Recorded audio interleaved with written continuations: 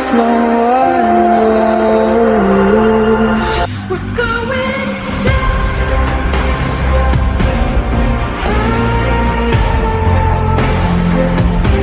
We're going down.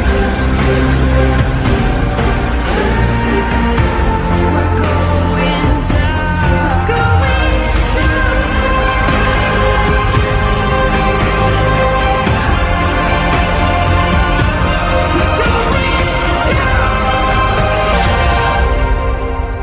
Do you dare to follow me down? Head into the unknown.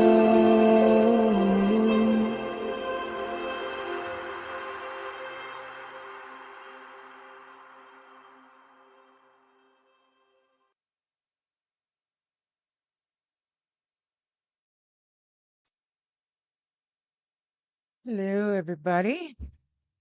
We have Melissa with us today. How is everybody doing on this Monday, I guess, afternoon for pretty much everyone, unless you're in Nova Scotia and the East Coast, which is probably everybody but me.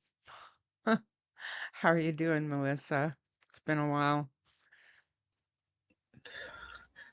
I'm good. I've been at my brother's, but I'm good. Did you want to just give everybody a little update on your channel? Because I know everybody's been asking me, so. So there really isn't one. I messaged them Friday and asked them. I told them I was just checking in, and they said they were still working on it, and they let me know when they had some information to share. Thank you for my patience. I replied back. I said, well, thank you for getting back to me. I'll try to be patient, but patience is not my best quality. LOL. So I really haven't heard anything. So this is the backup account. If y'all want to go up to the pinned comment and hit subscribe, just in case I don't get it back. Yeah, it is pinned. I will show it. And like neither one of us are really super sure if I'm allowed to promote Melissa's backup channel or if we should even talk about it, but just, do her solid. There's nothing wrong with having a backup channel, even if we get the old one back. So go over and sub up to I'm sorry, what is it? What is it called? Crime Time Chat with Melissa. I love that, actually. So everybody go over, give her a sub, cross your fingers that she gets the other one back. So close to 500 subs. It's just absolutely, it's infuriating, but terrifying too, that they can just snap it away from you, for no good reason, because both Sunny and I were well aware and supportive of promoting that channel. So it's unfortunate, but gonna get through it. Build a second channel up. It'll be good. Thanks for being here. Yes, ma'am. Where are Jack and Lily? Hey, Marie. And who else? Tiana, good to see you. Anxious to hear what happened with Daniel today. We'll talk about it. The courtroom was packed. Hey, Seaweed. Hey, Catter. I want to say a lot about that, but I will bite my tongue for now. Go ahead. Say what you're gonna say. I mean, if we're just talking about Jack and Lily, I don't want to play the Janie clips from Mike Demand. I will if you guys really want me to, but I don't really want to do that today. There was a news article and a video from Belinda with, I believe, CBC. We're gonna watch that. We'll go through that a little bit, but mostly I want to focus on your comments, your thoughts about Jack and Lily, and I am sure even if I don't want it to, the conversation is going to steer to what happened this morning in the courtroom and what could possibly be in store going forward in that regard. But let's try to remember that today, Jack and Lily have been missing for 10 months, and answers seem to be getting further and further and further away. Um, hey, Marianne, good to see you. Just a clapping seal. Hi, Corbin. I just seen that Daniel got to go back to court March 30th. He has to get a legal aid lawyer. Right. Holly Jolly, good to see you. Hell's frozen over out here. Here too.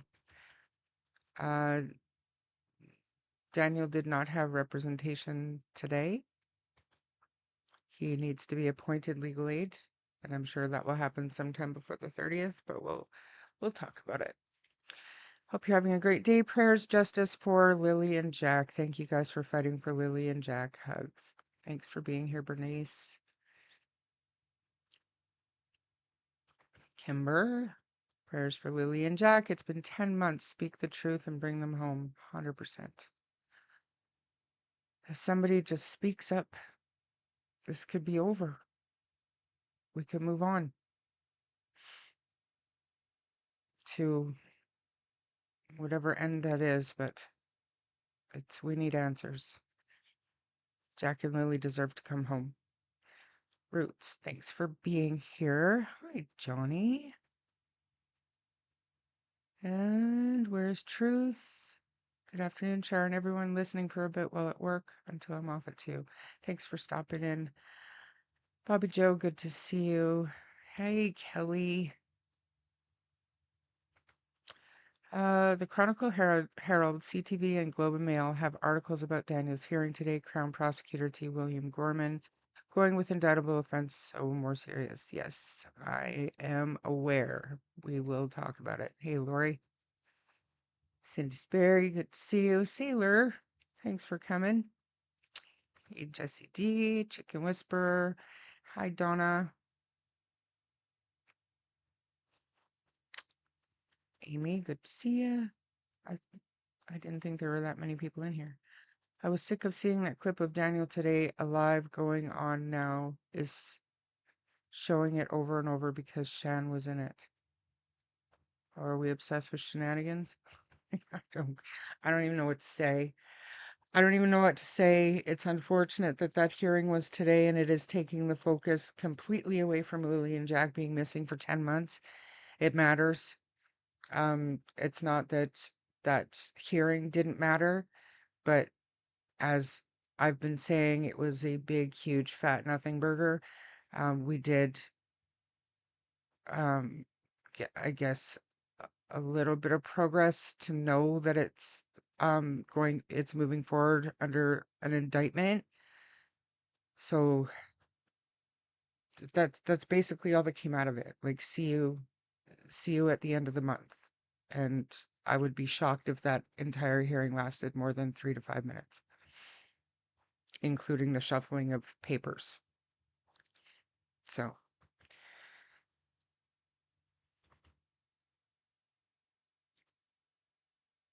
thank you, C Legal. No, Janie was not there. Mike, good to see you. Hey, Tash. If he drags his feet with getting a lawyer, they could put it off for the next 3 court dates. They won't do anything until the accused has a lawyer. I've seen people push their charges over 1.5 years that way.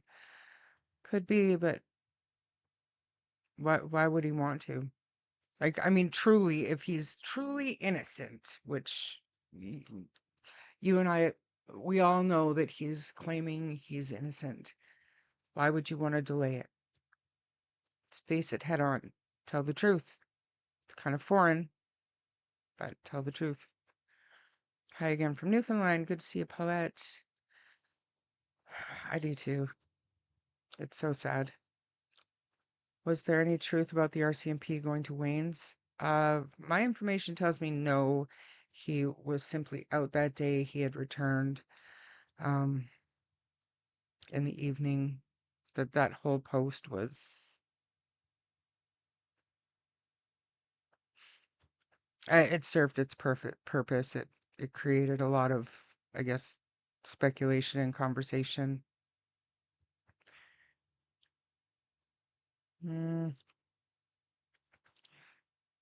Jack and Lily matter. The court date should have been on a different date. I 100% agree.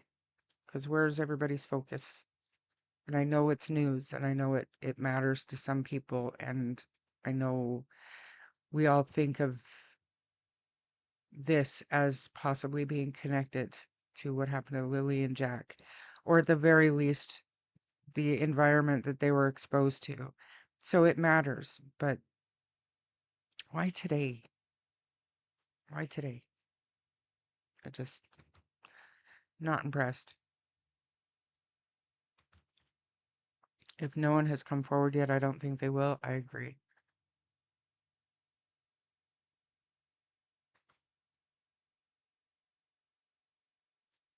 And that's a clapping. Good. That's funny, Seaweed. It was all about Shan. Interesting. Not. Hi, Shar. Hey, Lynn. First appearances are usually very fast. They are basically just checking everyone has the paperwork. Right. The indictment wouldn't even admit a red today. It was nothing. Like I said to a couple of people, if you really want to go to a hearing, go to the next one. Because to me, and sorry, Melissa, I'm just babbling here. To me, I feel like they're um, people are talking about publication ban, and that is the victim's name, and that's standard. That is standard. But let's see how, and that includes posting and commenting on social media. So let's see how others behave themselves in that regard. And the March 30th hearing, if things go sideways on social media under that publication ban, those stipulations, I mean, we could see a closed court. So behave yourselves. Behave yourselves out there in the chat rooms and on the Facebook groups. Don't talk about the victim. Just don't do it. If you want to have a fair and public trial, don't do it.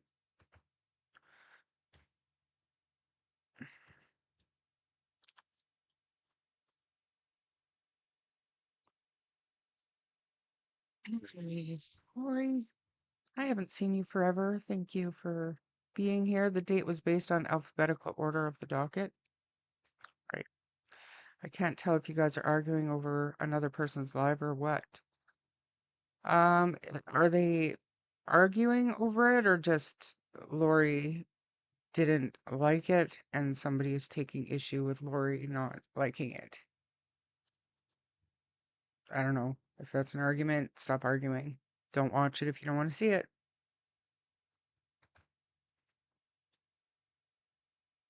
You noticed another post about an altercation where?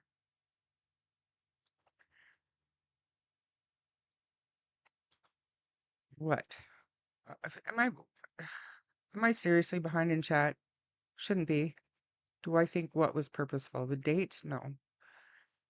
No. Oh, we will search. We will not give up, Jack and Lily. He said he waived the reading of the charges. It said he waived the reading of the charges. I was surprised his mother did not come to support him. I wasn't. During my surgeries in Antigonish, the nurse was talking about child trafficking is highest in Westville, Nova Scotia, near Lansdowne. A lot of people say that, Picto.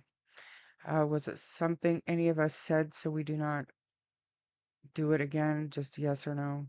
No. No. It's just a matter of not talking. You're better off just to not talk about the details of the case. You want to talk about upcoming hearings? Fine. Just don't mention victims. Just be careful. Daniel cannot delay getting counsel indefinitely. Right. No, I know. I know. I've been thinking about the children all day. No point focusing on Daniel's extracurricular performances. Focusing, no. Acknowledging, yes, because like I said, it does allude to the environment that the kids were exposed to. And that could very well have, it could be related to what happened to them. So turning the other cheek or turning a blind eye to what's going on with Daniel, I don't think is a good idea either, but focus needs to stay where it needs to stay. Green Eyes, haven't seen you before. Thanks for being here. A physical altercation within the family on that Unhinged Uncensored group. Hmm. I didn't hear that, but it doesn't surprise me. Hope you're doing well. 3 weeks is not that long for society to wait. Good to see you too, Crime Science Stories. The victims are the kids. They're not here, everyone else is. 10 months. And Lily and Jack and Lily have been missing. Jack's birthday, Halloween, Thanksgiving, Christmas, New Year's, and Valentine's so far. And Lily's birthday is coming up. This is not okay. So someone needs to speak up. We've been saying that for 10 solid months, Marie. I don't think that's going to happen. And just my opinion, I don't think that's going to happen. Unfortunately. Hey, Shy. The court prosecution will have access to the redacted portions of the documents. Absolutely. Sorry, I've lost track what happened to Melissa's channel. So, we did a live stream, and the next morning, Melissa woke up and her channel was gone. YouTube removed it because they said she was spamming. They call it spamming, but she was promoting her own channel in other chat rooms. So we're not 100% sure what's all involved in that, but like I said, her backup channel now is pinned to the comments or to the chat here.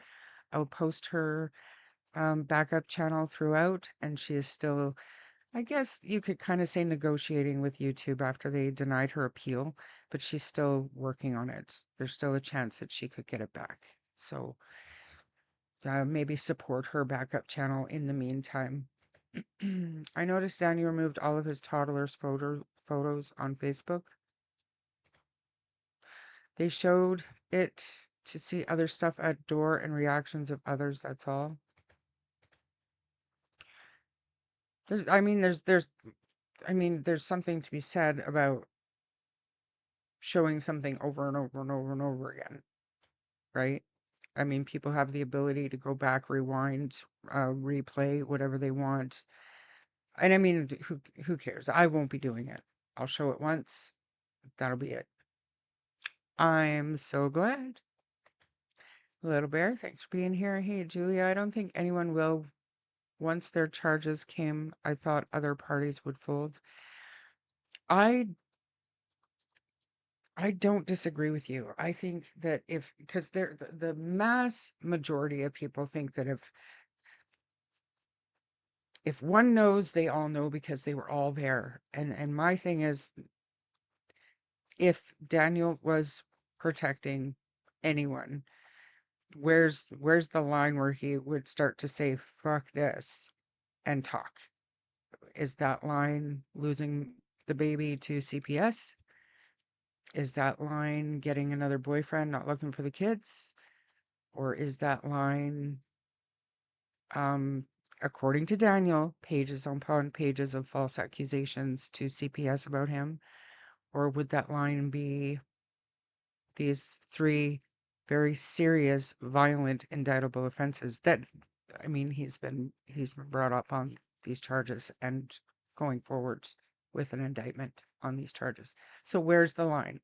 Like, if everybody who says that is right, and we've got one person protecting the other, I think that ship has sailed. You know what I mean? So, and we have no idea if anybody's talking.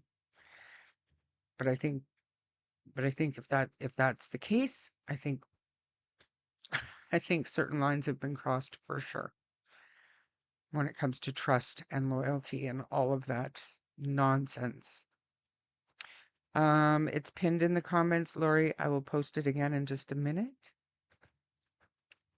It wasn't spam. She had permission, but that's just what YouTube calls it under their terms of service. The small print that none of us Gen Xers ever read. So it's terrifying to know that you could put all this time and work into building a channel and then just wake up one morning and it's gone.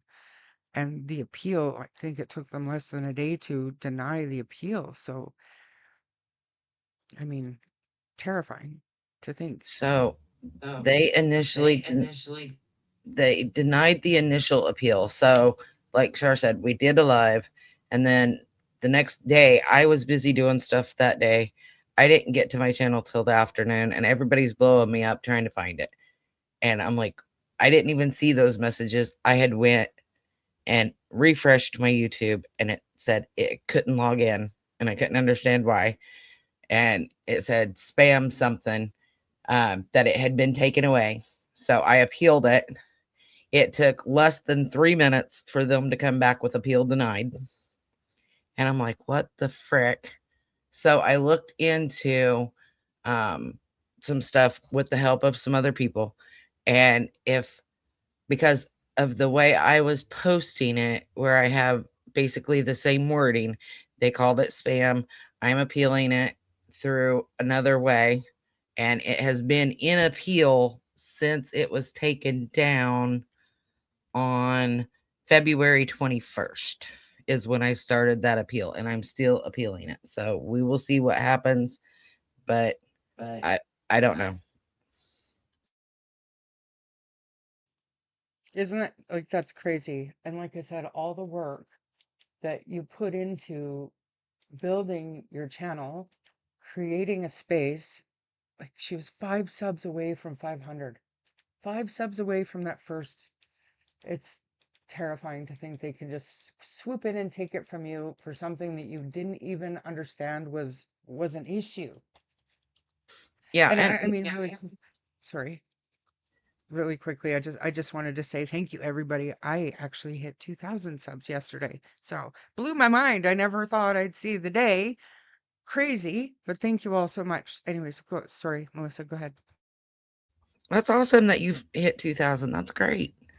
But no, I mean, it just, you know, I was so close, but what got me, yeah, it ticked me off, and I was really ticked off that my channel got taken. But what got me more is that somebody had to have reported it. It wasn't because it said I was reported for, and that's why they took it. So somebody actually reported it. And if you don't like me, fine. That's great. I don't care. Scroll on. You don't have to watch me. But, don't be a snowflake. Right, and I mean, I think we all, or both of us, have a good idea who did that, and it's got absolutely nothing to do with the content or even putting our channel in. It had to do with something completely unrelated, a different case altogether. But I mean, move onward and upward. We're going to support the backup channel and cross our fingers that we get the former channel back. So that'll be really, really, really great. So, do you want to share some thoughts about the last 10 months of Jack and Lily's case, and if you've done any updates to the document, Melissa? And I'm going to pull up, I think just to get it out of the way, we'll go over the hearing really quickly so we can move on to Jack and Lily and keep the rest of the live about them, okay? Does that sound good? Sounds good to me. So, let's see, the last update I did on the document, I believe, was when the articles came out in regards to Cheryl and Angelina, and the videos that I think it was CBC maybe did. So that was the last actual update I can remember doing. But I've debated on whether or not to put any of this Daniel crap in there, because I mean, I've put the court documents where he was arrested, but I may just under that put the updates and stuff for that. But something you said earlier, so you guys in Canada, so in the United States, when there's a trial, you have a right to a public trial. Yes, media can be blocked, but essentially you still have a right to a public trial. So you guys don't in Canada? Is that what I'm understanding? We absolutely do, but if publication ban is violated, the judge can decide to do in-camera hearings only, right? The trial would be public, but the hearings could be in camera, which would be everybody not directly involved in the hearing has to get out of the courtroom. So it's not unlike the United States. The exact same thing could happen.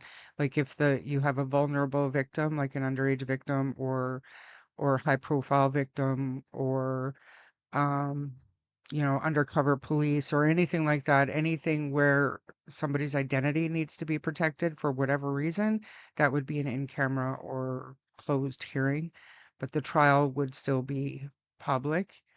But I mean, I'm sure there are circumstances where it could be a closed trial as well, and public would have access to, like the media would probably be allowed in, like mainstream media, but um, you know, I've personally never seen a closed courtroom for a trial in Canada, but I'm sure that there's a way depending. I mean, this case is something that Canada has never seen when it comes to social media coverage and the online s- crap.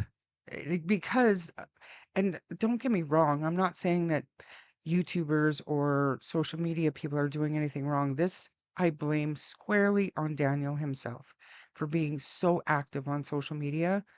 Um, I do think, um, he's even, I have my own ideas of how this whole social media mess started, but Daniel was a big, big part of it, and he fed into it and fed it. He fed the fire for months and months and months. So that's just what I mean. It's not unlike the United States, but we'll just see. Yeah, I agree. He definitely fed that fire and kept adding more and more wood to it, so to say, because he kept flaming it for sure. But this is about Jack and Lily, and I thought it was kind of ironic. His first court date for this was on their 10-month disappearance, but at the same time, it does somewhat take away from Jack and Lily because it's not about Jack and Lily 10 months later and where we're at and what we think and going back over things. It's, well, what happened with Daniel at court? And I get wanting to know, and I can understand that, but it's also not about, well, this YouTuber was there or whatever. I get it's part of the case, but it's also not. It's adjacent, I guess, is the way to put it. And I just the kids need found, and I just, the longer we go without somebody talking, the more I fear that the person who knows is just going to keep their mouth shut. Yeah, I agree with you completely. Hey, Mr. Hemi and Diesel Weasel, everybody else for coming in. I wanted to hit this one really quickly. Tracy Cook was warning shenanigans to be careful. We know what happened to American Justice for spreading lies. That just shows you Tracy Cook is uninformed and not paying attention because that has nothing to do with what happened to American Justice. So, Wait a minute, what am I spreading lies about? nothing, nothing. If you don't know Tracy Cook, I will explain it to you later. Yeah, Mr. Hemi, we did. We're gonna hit it begrudgingly, but we will. Parapsychics, they're from Australia. That's nice. Um, okay. Thanks for doing that. Let's watch a couple of things on this hearing. We'll get it out of the way and then get to shit that matters, Jack and Lily.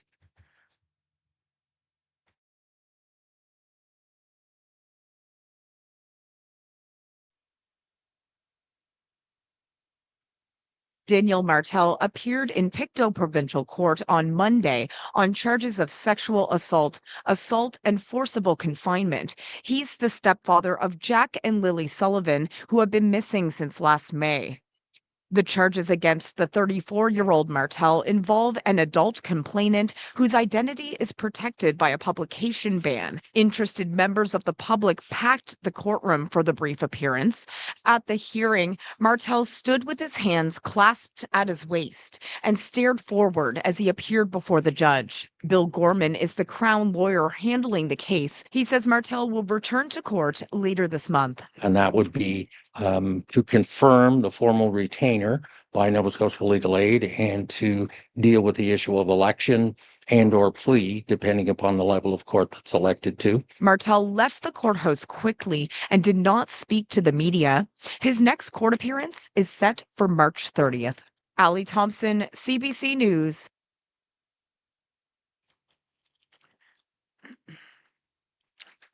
So yes, I saw shenanigans. I was surprised that that was Logan. She looks nothing like her Facebook pictures. No offense, but it is what it is. Truth. And there it is again. Here's a little article. Pictou Provincial Court was packed Monday morning as Daniel Martel made his first appearance to face charges of sexual assault, and forcible confinement. Martel, 34, is the stepfather to Jack and Lilly Sullivan. The two children went missing last May from the Lansdowne Station home he shared with their mother. Despite a massive search by hundreds of ground search and rescue volunteers, RCMP dog teams, and aerial units, the two children have not been found. A massive outpouring of grief and interest has followed the case. A publication ban prohibits releasing any information that could identify Martel's alleged victim, who has only been identified by police as an adult. The charges, with which Crown Prosecutor Bill Gorman said stem from an incident or incidents over 12 months ago, will proceed by indictment.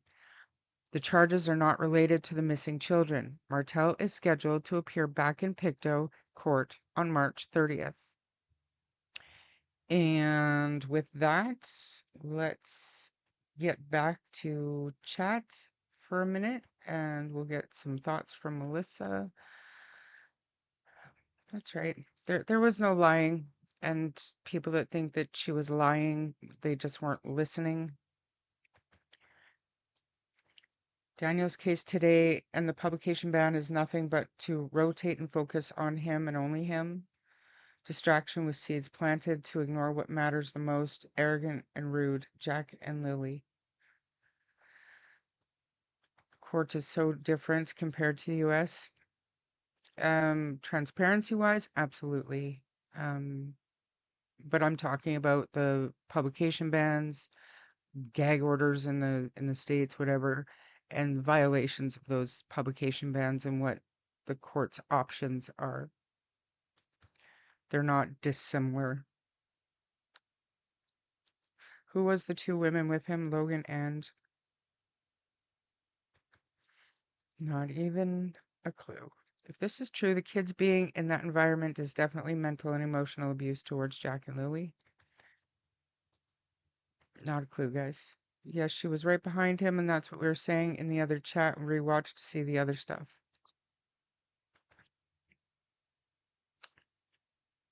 And please, by all means, you guys, go check out Globe and Mail, CTV, whatever, wherever that's covering Daniel stuff. Jack and Lilly matter today.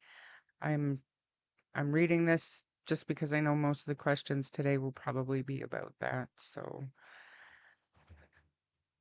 for some reason, my membership didn't go through this month. Oh, that's too bad. Don't worry too much about it. Melissa, some thoughts on what you just heard and saw? Well, essentially, it's a big nothing burger. They didn't do anything. He said he, didn't want his rights or the charges read, and here's your next court date to get a lawyer. I mean, what I would assume would happen for the first hearing. I kind of expected everything that said, so I wasn't surprised by any of it. Right. And like I said, if that's something that you're interested in, going there to see one of these hearings, just know that Jack and Lily's mother will not attend any of these hearings. She will be required to testify if it goes to trial. but she's not required to be at any hearing. Um, but I mean, if it's something that you want to see, I suggest going to the March 30th hearing. Just just my own advice. So this here is about Belinda and her guardianship application.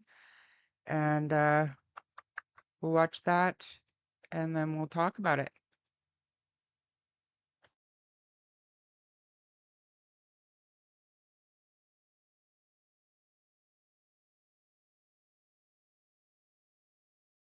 Especially from Belinda Gray. I'm anxious for spring. I'm anxious for more searches.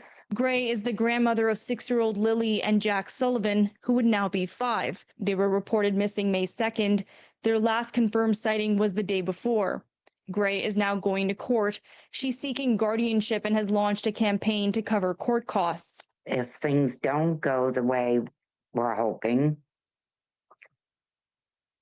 I want to be the voice and the person that lays them to rest with love. She says the guardianship will also allow her to access documents she currently cannot, including reports from Child Protective Services and records from the children's school. That was my main reason for wanting to start this.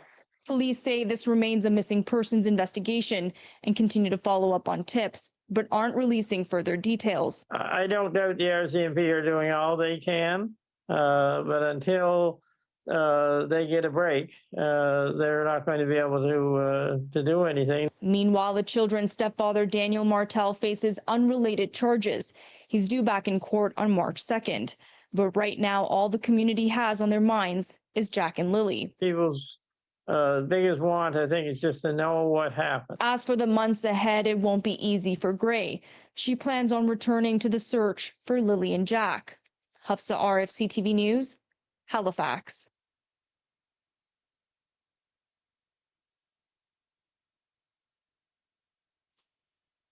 Sorry. Just in case, I'll mute that. And so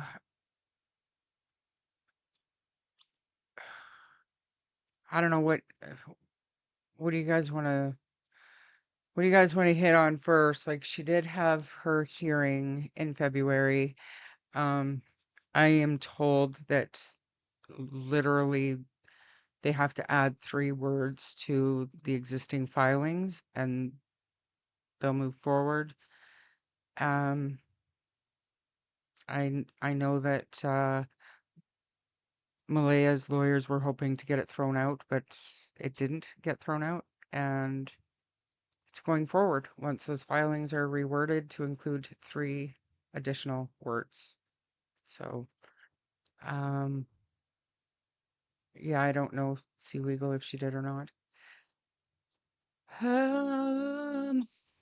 Why does Sunny not have any shows anymore? Sunny is busy working and she's got some stuff on the go. She covers a little bit of Nancy Guthrie here and there, but she's busy working most of the time. So she's not so much covering Jack and Lilly. There's no new information for her to cover. So do you know what's going to happen on the 30th? Do you or anyone else think that Daniel will eventually crack and maybe if he goes to prison, he will accidentally confess to someone? Anything is possible if he does go to jail, but I think what will happen, this is just my opinion, just what I see happening. Though, if he's waived the reading of the charges, I don't know if they'll read the indictment to him. They will ask if he understands the charges. They will ask him how he pleads, as long as he has representation. If he pleads not guilty, then at that time it'll be scheduled for trial. But between that date and the trial date, there'll be other hearings that come up and the trial date will be pushed off. It's just always pushed off. But at that time, once he enters his plea and he has his lawyer intact, everything is good there, then he'll get discovery. He'll know what evidence they have against him, and it's possible that he could not make a plea until after he gets discovery too. Like I'm not sure, but that's what I see happening. I think that if it does go to trial, I think you're lucky to see it before a year and a half, 2 years down the road. It's just common. As for eventually crack, if he hasn't yet, I don't know. I don't know. This case will be on my head and heart until the end. Even though information is very, very sparse, true information, real factual information, we don't get any of it anymore. We're always going to have Jack and Lily in our minds and in our hearts. And when there's things to talk about that doesn't include just mindlessly raving and ranting and attacking and accusing, we'll talk about Jack and Lily. But when there's nothing of value to discuss, we'll keep them in our minds and in our hearts, and we'll keep mentioning their names, and we'll keep sharing their stories. But there's only so much you can do unless you want to buy into that sort of coverage. And I hope everybody here understands that. I'm not prepared to do that. And it's not because I don't care, and it's not because I'm forgetting about them or moving on. It's just because there's only so much you can talk about. And just because of the way the coverage is. And I don't mean any shade towards anybody.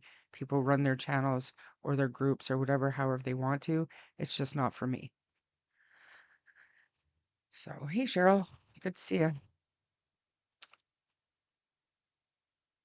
In my honest opinion, it supports victims of domestic violence for people to show up and hold the alleged abuser accountable. People are seeing what can happen when domestic violence happens. It's not a joke or just playing. Domestic violence is serious. Ask me no questions and I will tell you no lies. Just ask the right questions. In my opinion, is how this entire family follows as a rule of thumb. All guilty, Jack and Lily only matter. I don't disagree with you. And that whole statement takes me back to the polygraph test. What was the point in asking those questions? Were you just trying to confirm that they're not alive anymore? What about the rest of the scenarios? You know, like I don't understand that polygraph. It's troubling to say the least. We do cooking supper, what you cooking? I appreciate that, Granetta. And Annie Ganesh tonight thinking the wheel pizza. Pizza? Is there government money given to families who have missing Indigenous children in Nova Scotia?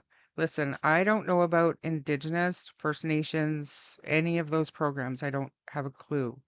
But I do not think, ah, I can't say that. I don't know, Universal. I wish I did. But I really have no information about First Nations programs, benefits, resources. It depends on how Daniel pleads. Think he will can plead guilty with an explanation or not guilty. Maybe Shar or someone else can explain it better.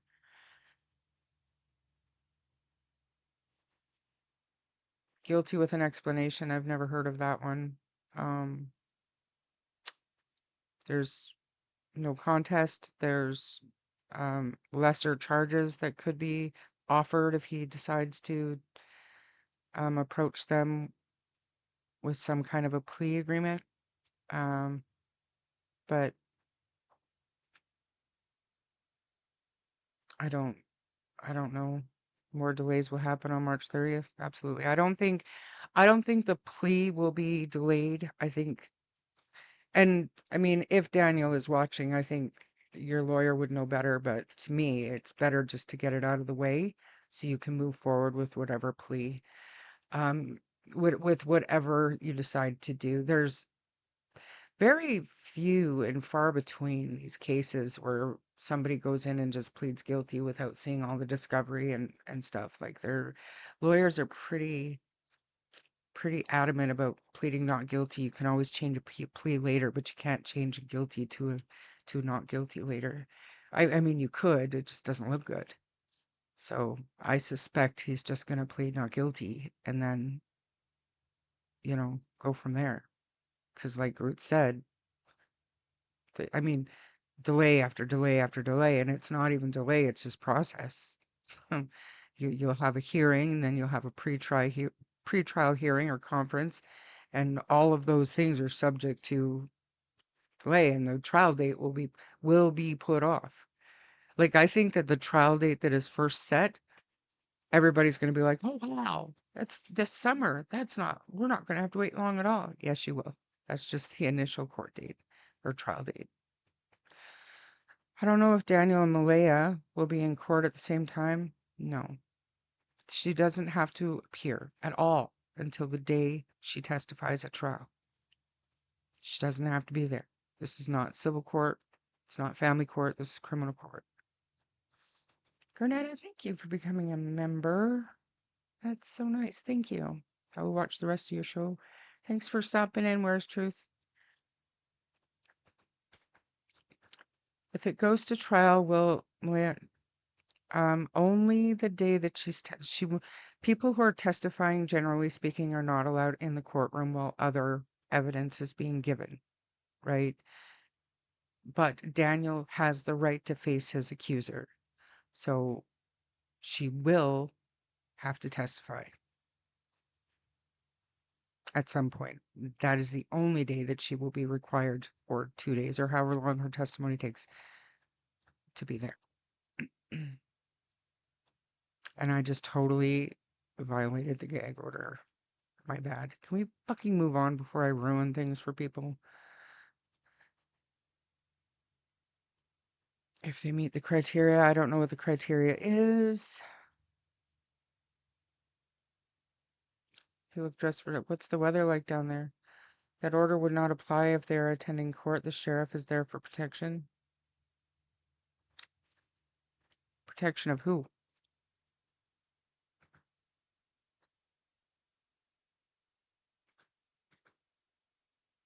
Daniel will see what the crown has on him. Yeah, he will have to decide if the trial will be at provincial court or Supreme Court. It doesn't go to Supreme Court. It has to go through the circuit court first. It has to go through the trial court. Right? Right? Because you're talking about the difference between provincial and federal. He will get disclosure once a lawyer is retained. Right.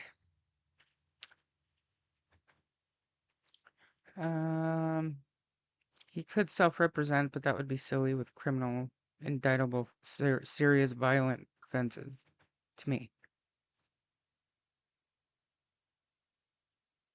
Gracious, good to see you. Just so you know, your hoodie was sent out last week. Let me know when you get it. Miss Lily, month 7 years, come the 22nd. Right. It's in our Constitution, 6th Amendment, Confrontation Clause. Oh, look, your card went through. Thank you for becoming a member. I appreciate you. Thank you so much.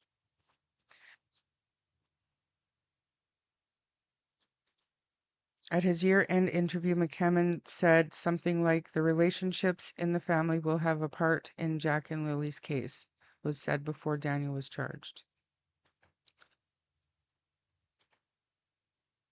It's important to keep an open mind despite our gut feels. Attacking and accusing just allows people to use it and play victim. After all this time, we still have zero hard evidence.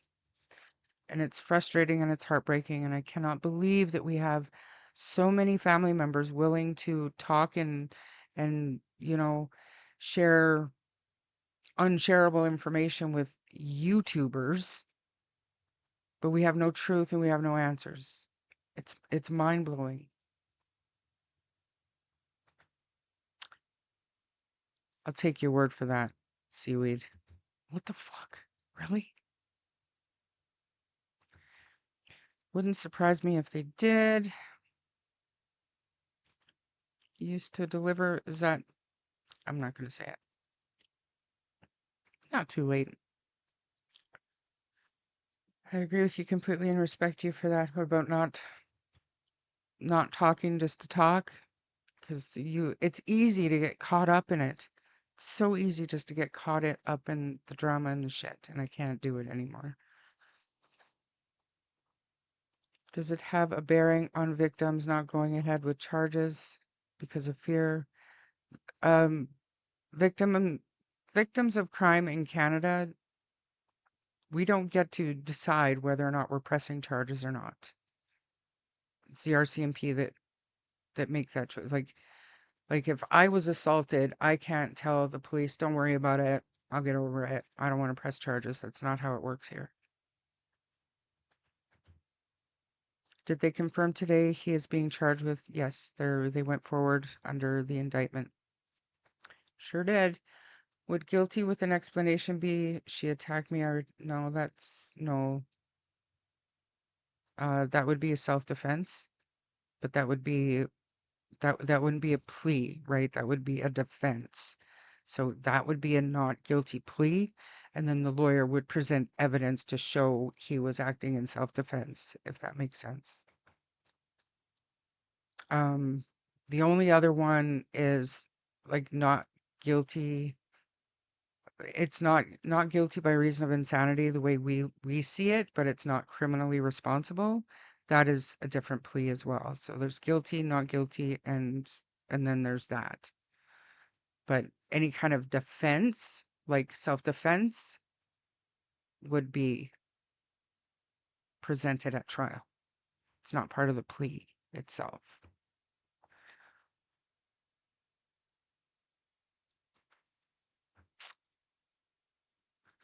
No contest is not available as plea, only not guilty and guilty.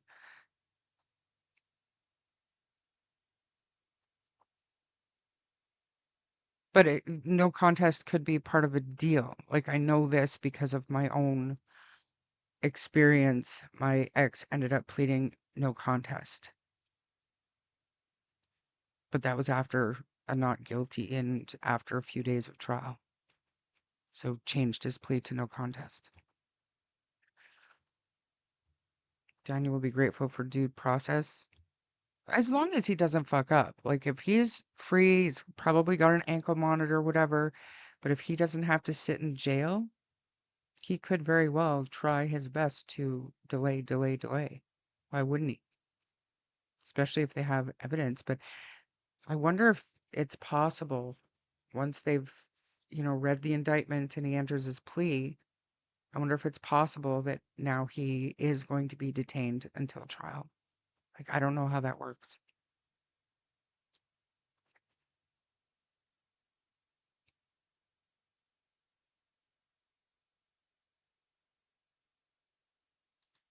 I'm not sure, to be honest. Our courts are really public. We usually only hold back the name of minors, and not much is ever redacted from court documents. You talking about Canada? Hopefully he isn't burning that support as well. I don't think we are supposed to be mentioning... Right. Oh man, I'm so late. No, you're not. I don't think you are.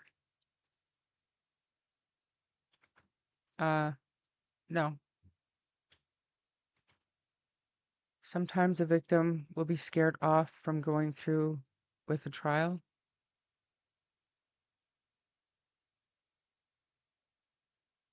Somebody else is going to have to speak to that. I don't want to speak out of turn, but in Canada, it just doesn't work like that.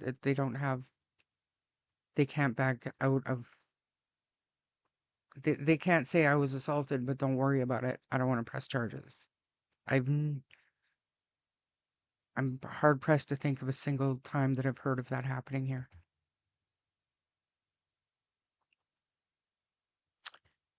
Publication ban on the victim. Yes. Do you follow Brian Enton? Yes, I do. JLR, not so much.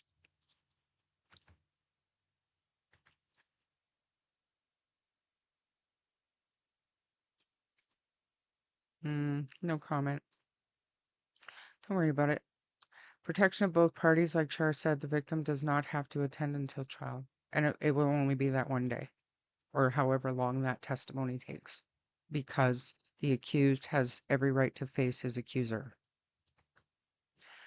I don't do Facebook Lilly and Jack groups anymore. Me either. Ever since I have been dealing with crazy people lying on me and acting a fool, does anyone know if anything is planned for the 22nd for Lilly? No idea. I haven't heard a single thing. Not a single thing. Hopefully they'll do the same kind of thing that we did for Jack. They had that vigil. I would assume so.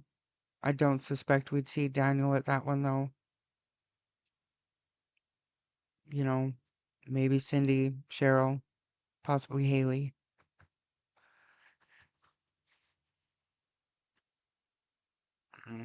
Not a clue. Nova Scotia have special measure to protect victims giving evidence. She can give evidence via video link. Anybody can. Yeah. Can be provided so they cannot see each other. Also victimless prosecution, possibly. Lilly and Jack. For trials, the options are Supreme Court of Nova Scotia in Ontario, Superior Court, and Provincial Court for SA trials. This is not to be confused with Supreme Court of Canada. Okay, thank you. It's like the Commonwealth here in Kentucky.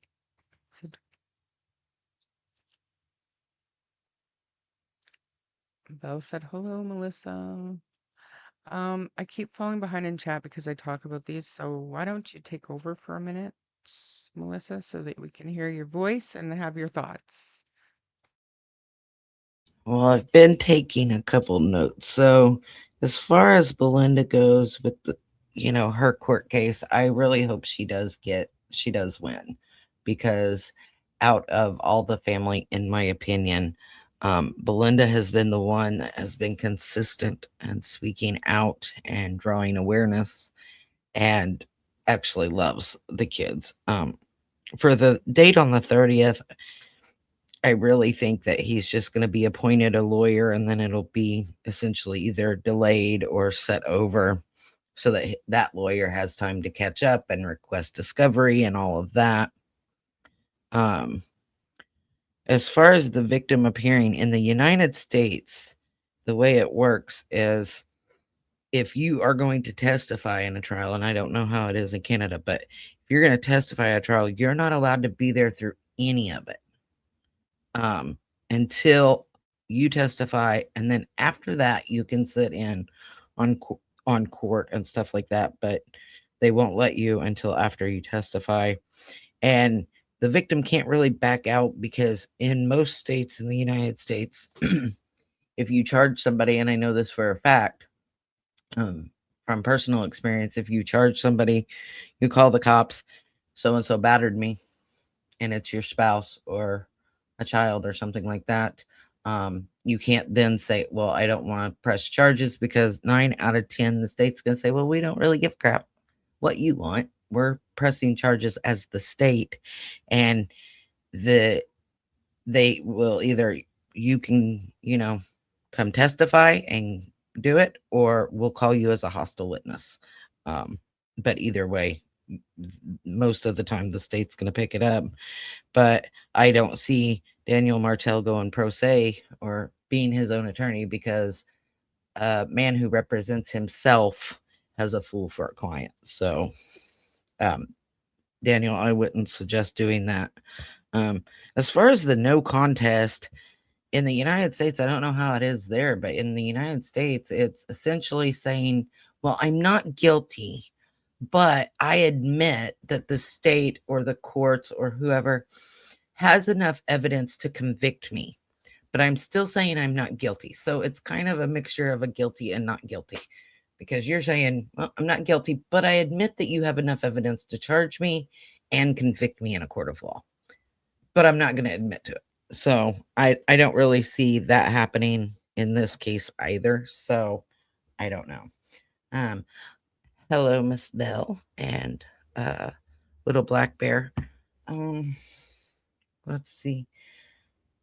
I'm just going to start at the bottom here.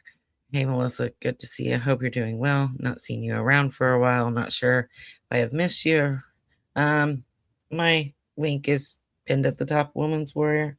If you want to hear the story, go back to the front. I don't want to sit here and rehash it because this is not about me or my channel. March 22nd is her birthday. Yes. Hopefully they'll do a vigil. I would think that they would. They did one for Jack, so I would think that somebody would organize one for Lily. I would hope anyway. After recently going through this, I can say it's a long process. I can also say our system is broken. I don't know about Canada, but I know the US system definitely is broken when it comes to domestic violence cases. And it's sad, but it's true. The Crown said that the CBC video that the next appearance is for Daniel to pay the required retainer to legal aid. Okay, so that would be weird in the States to have to pay a retainer for legal aid. Legal aid generally here, if you are low income, under the poverty line, they just give you a lawyer. Yeah, no, legal aid is the same thing. I think it's like the province would be paying for legal aid, so that's all that means. Daniel doesn't have to pay for that. Okay, that makes sense then. In the UK, you cannot refuse to give evidence. They will arrest you for contempt. It's a fine or a month in jail. Oh, that sucks. Belinda believes, nope, not yet. I'm fighting to get it back. I'm in the middle of an appeal, but again, it's up top linked, or you can click on my picture, whatever, because I have this channel going. I feel we need some fairy magic to get the whole truth for sweet, innocent Jack and Lily. Yeah, right? I mean, the truth needs to come out, no matter what the truth is. Melissa, my heart breaks for Belinda. I pray each day she will get some answers right. I mean, that's where I'm at. It's like, for me, I just feel like she's the only one that truly loves the kids, and is fighting for justice for them and is keeping them front and center. In my opinion, but I mean, that's my opinion. So Lucy says no contest is the same here. It's an Alford plea in the States. Yes. It is similar to no contest. Yeah. They're actually a little bit different. No contest and Alford pleas. Slightly, but not much. But yeah. My daughter's death on the 21st, 1 year. My mom's birthday next day. Hard to tell my mom about her death. Oh my gosh. Yeah, that would be hard.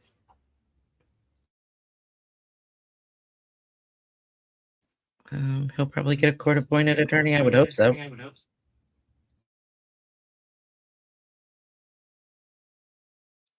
Sorry, I thought you were done. So I unmuted myself and then we had an echo. So I had this sent to me last night. Just seeing on the screen. I'm gonna read it. And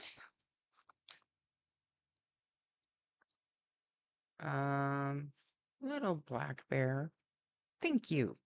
It's very nice of you. I appreciate that. Where's the thing? Where's the thing? Okay. Okay. So, like I said, I got this sent to me last night. So I posted it on the community page and I noticed there was like a lot of comments. So I wanted to read through it and get everybody's thoughts on it because I have some myself.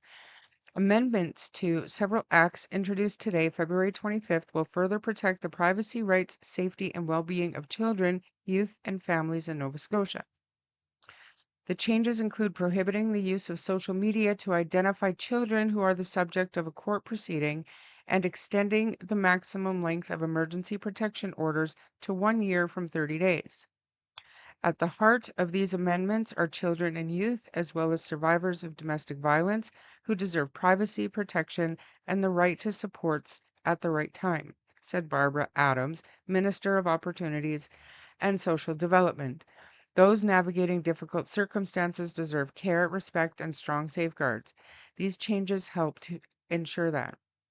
Amendments under the Children and Family Services Act will further protect the privacy rights of children who are or have been the subject of a court proceeding by adding social media as a prohibited form of publication.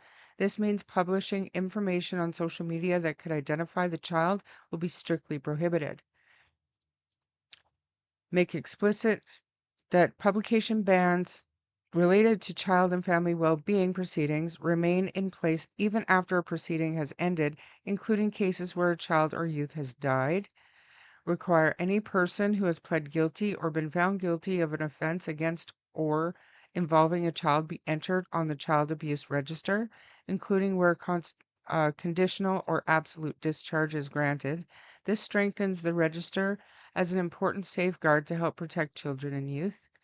Formally recognize the minister's responsibility to offer supports that help prepare youth aging out of care for adulthood, reinforcing existing practice and ensuring continued focus on successful transitions to independence.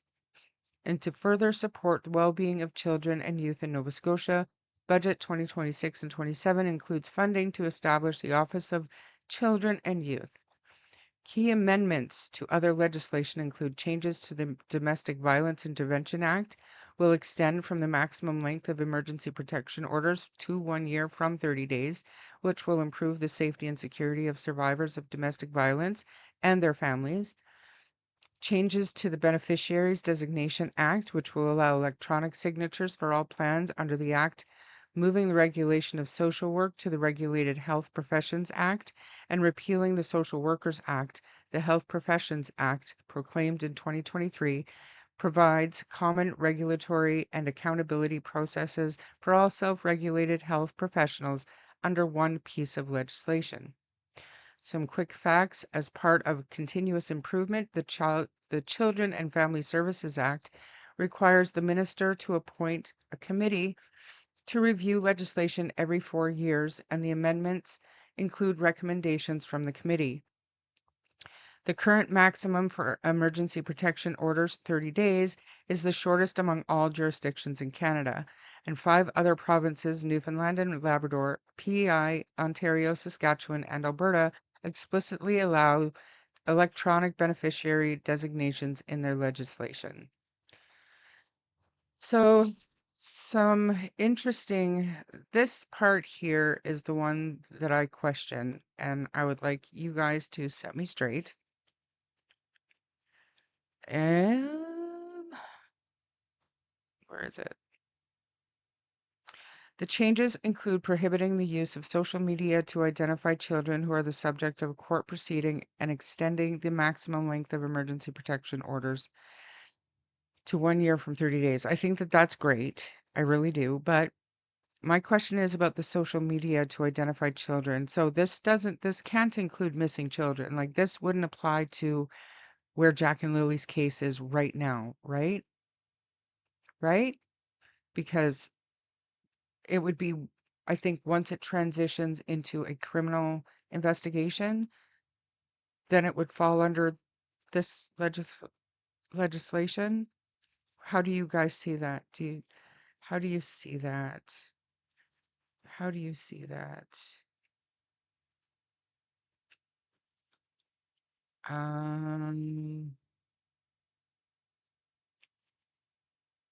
Here on PEI, there's a petition for an inquiry into CPS regarding the death of Winter Acorn. Well,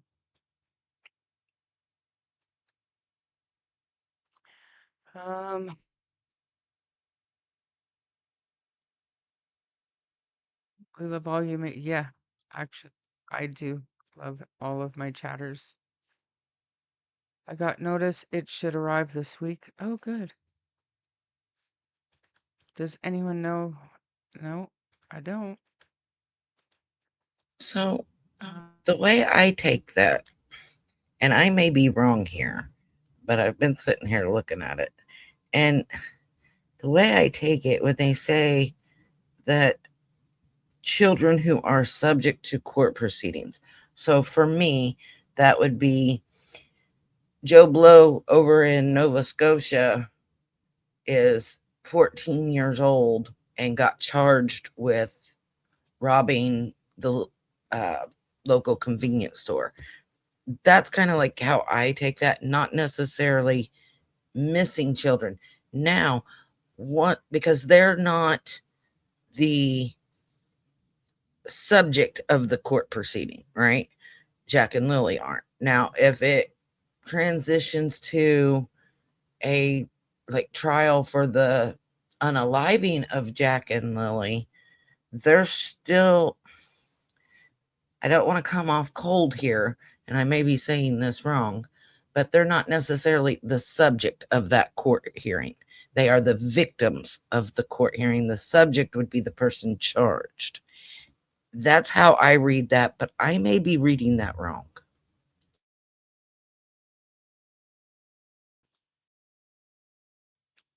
Some good thoughts in chat. Uh, right. But I don't look at it as a cover up. I look at it as protecting their privacy, and I understand that. And a good example that I can think of in the United States, and for the most part in Canada too. So you've got a missing child, and with or without an Amber Alert, whatever, their faces are everywhere, all over social media. Once that missing child is either found deceased or found alive, there's been cases in the States, or presumed no longer alive, then that child's face is blurred out on media, on like the news and everything else. They'll no longer share the name. They'll no longer share unredacted photos. But this is my question. Like I realize that they might not be able to like backdate this legislation to cover this Jack and Lily case, but just heaven forbid there is a case just like it after this legislation passes. So they're missing, it's under the Missing Persons Act. So we can still know their faces, we can still know their names, we can still share their information. Or are they trying to prevent us from doing that? Because that's where I see an issue. That's almost, it's almost like this child is missing, but you can't share their face or their name. You're just going to have to trust us that they're missing and spread the word. You know what I mean? Like, I understand protecting them once they're found or determined to be not alive or whatever, but it just worries me. And I think Uri is right when she says they would have to really be clear and concise in the wording in the legislation to make sure that it's covered. Because if a child is missing under suspicious circumstances and there's an Amber Alert, yeah, their faces and names, they're going to be out there. But at what point would this legislation kick in and now you're no longer allowed to, we have to pretend we don't know their names anymore? I just, that is literally the only thing about this legislation that I think is a gray area. Um, what do you think? Social media is a huge platform to find missing children. That would be illogical, but I don't put it past the girl. That's what I mean. So I worry about that. Charmaine, I believe it will be future cases. I don't think, right. But again, heaven forbid, but there's another case just like this one. How are we supposed to advocate for Jack and Lily if their parents aren't even looking for them? The RCMP isn't coming out with updates, and literally all we've got is daily YouTube channels covering the case Are we not allowed to do that in the Well, future? how would you look for a missing child if you don't have the name and the face? Like, that would defeat the purpose of keeping the fact that this missing child is out there. You would have to have the name and face. That's why I don't think it's necessarily a missing child until it goes to court for like an unaliving.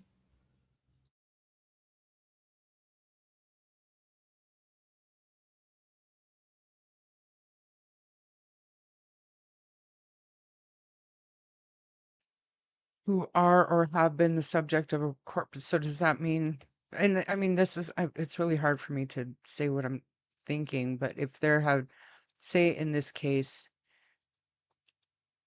Daniel Malaya were part of, um, like charges stemming from CPS involvement. They're then a subject of a court proceeding and they go missing. So that's kind of where I'm at. Like where's the line? Like, do you know what I mean? Like it wouldn't, because there was never any court proceeding that we know of, um, as far as Jack and Lily's involvement with CPS or the ministry or whatever.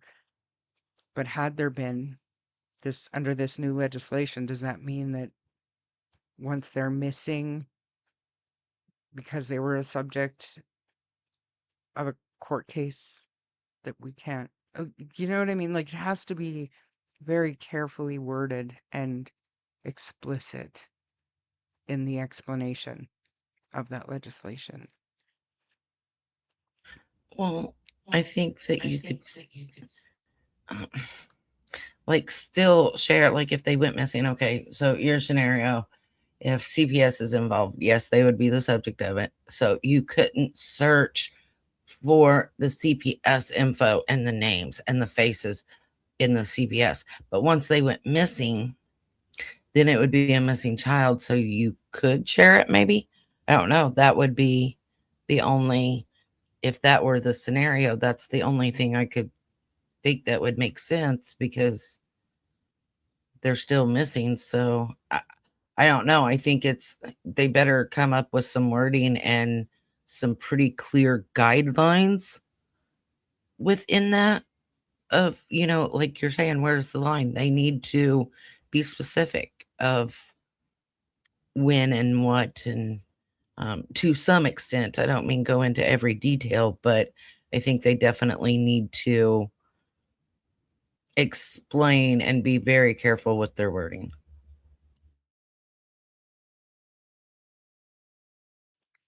Yeah, it's that the whole idea of that is troubling for sure. It is troubling for sure, because as it is, Jack and Lily don't get nearly enough FaceTime on mainstream media, and parents aren't looking for them. And like literally all they have are Facebook groups and YouTube channels and the odd news story here and there.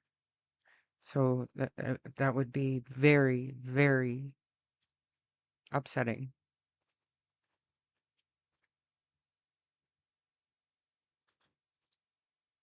Right. But my point is, J9, like if just a scenario, if there were prior court proceedings because of CPS that involved Jack and Lily, because they were a subject of a court case under this legislation, the way it reads, the way this article reads, we wouldn't be able to publish their faces or names or identities on social media if they go missing. Even like the court case it's not about them being missing, but they're still, I don't know. No, I don't like it. I don't like it. It would be a very fine line. It says immediately once they are located or if the disclosure does not assist the investigation to respect their privacy, they stop sharing info, especially if a minor. Where? Did I read that and just not even know that I read it? I might have, to be honest with you. In the UK, we don't know any details about the children, just missing description and details of disappearance. Then we can only discuss after court proceedings and sentencing if child is dead. So you have, okay, so you don't get to know their name because I'm not, well, yeah, mainstream media kind of came up and told us who Daniel was, who Malaya was. Um, but I mean, social media was the source of that, and we had Sonny and I had people reaching out to us to put the information out there. But my concern is, at what point are we not allowed to talk about these kids on social media? That's all. That's all. I know soon missing children's posters will have to have last name removed and only first name, so missing children's posts will still be allowed. Okay. Okay. But again, social media, it's not hard to dig up information.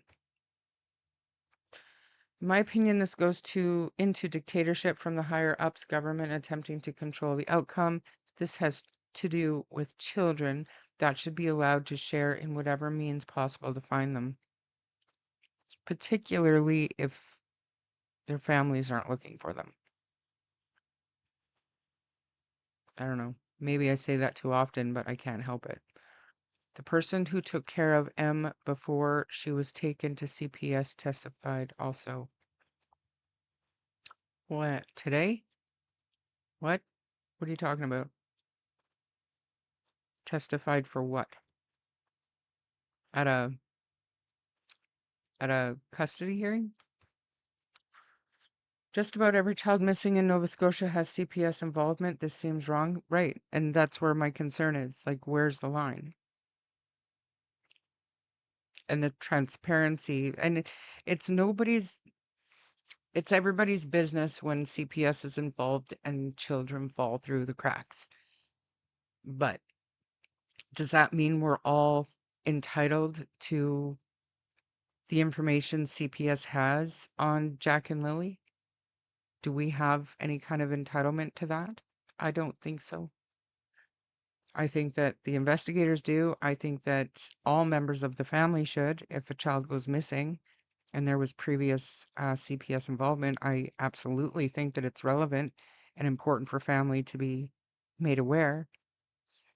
But I don't think the public at large has an entitlement to any of that information. I don't know. Info is removed by police and agencies from social media once a child is found. Right. But how are they going to do that, gracious? When there's probably thousands of pictures and posts with Jack and Lily's names and faces and missing kids' names and faces because we hear about a missing child and we're on it. We're sharing that picture far and wide for months and months and months and months. How are they going to take all of that back? Because you've heard it. Once it's on the internet, there's no taking it back. So this is part of that slippery slope. It would be really hard to police, I think. I think social media is invaluable in missing children cases, yet at the same time, I can see that the YouTubers, etc., that fake facts muddy the waters. 100%. Couldn't agree more.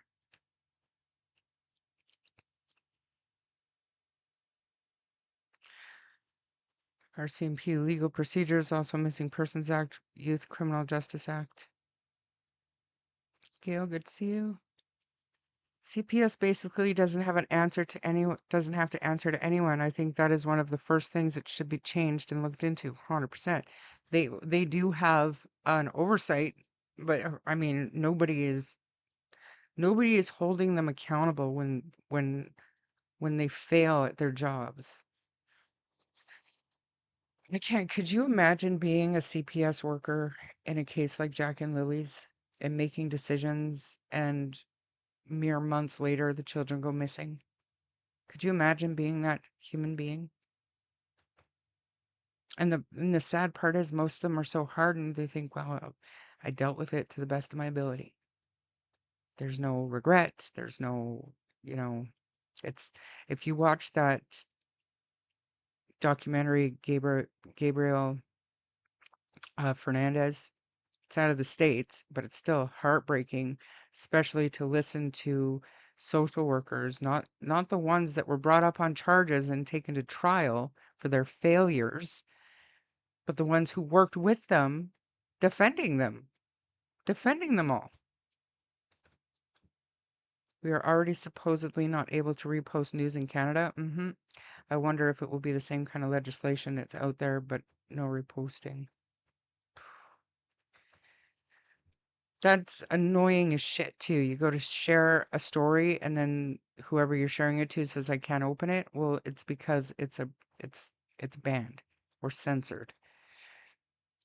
Child trafficking is at an all-time high, and our government does this. It feels like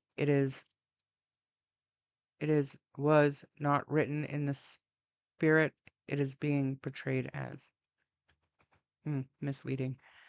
Government don't want you to see how inept they are, will hide their failures behind privacy. Always. The new child advocate will be responsible for the accountability of CPS once finally completed. But who's going to hold them accountable? Yes, they have to consult family before releasing photos where a person is found. Right, we chat and theorize. We don't investigate, so we're entitled to nothing. It would choke any future court case. Exactly.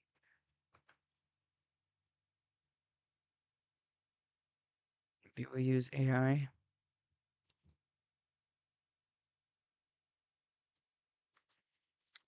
You can report social workers to the Social Worker Association, but my point is if Daniel and Malaya decided not to tell anybody that CPS paid them a visit, who's going to report the social worker? I think maybe immediate family, grandparents perhaps, should be made aware. I don't know. What's the answer? What would have helped Jack and Lily? I mean, Having it collateralized. we've all got big minds, big ideas, and rational thinking and common sense. What could have helped Jack and Lily when CPS went there? And we can't just say they should have been yanked out, but they weren't. So what other ideas would there be? To me, inform Cindy, inform Belinda that this visit has happened. Here are the requirements. Here's what they have to do because we're looking out for the well-being of your grandchildren. So then not only do Daniel and Malaya have to answer to CPS and make them happy, they also have grandmas looking over them or something. Do you know what I mean? To me, I don't know. What do you guys think? I didn't say that they don't care. I know that they're overworked. I'm not saying that they don't care. I'm just saying to have to be a social worker who may have overlooked or made the wrong decision and then a few months later have children come up missing, to watch the excuses and the finger pointing away from their own mistakes. I wouldn't want to be in that position. I'm not saying they didn't care. That's not what I said, Christina.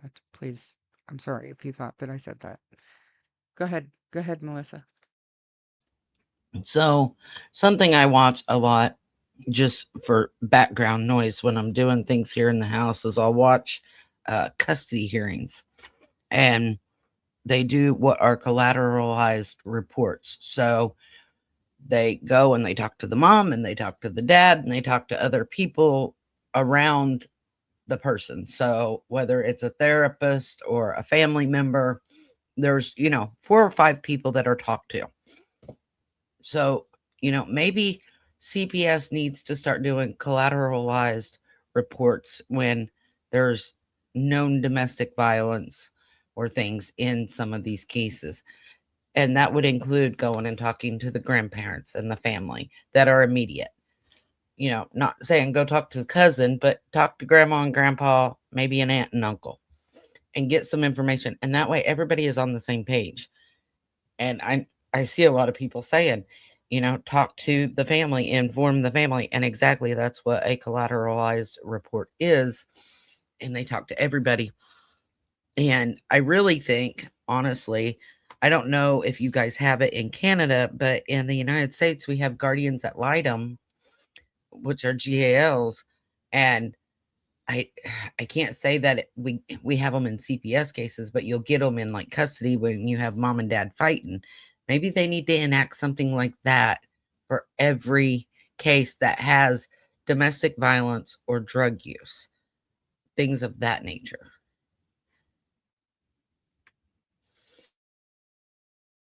But we're already understaffed and underfunded, right? So I think that adding more official people would be impossible with our budgets and whatnot. But I like deafening silence here because that's exactly what I'm talking about, a family safety plan. So if CPS is going to um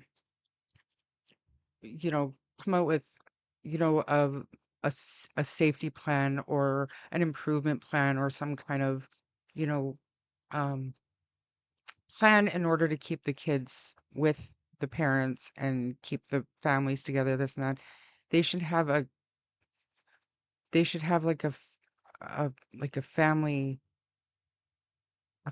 overseer or something, somebody in the family who the parents have to sign a privacy waiver or whatever so that this other family member can be made aware of the situation and not only be made aware of the situation, but has a burden placed upon them to report if the parents aren't,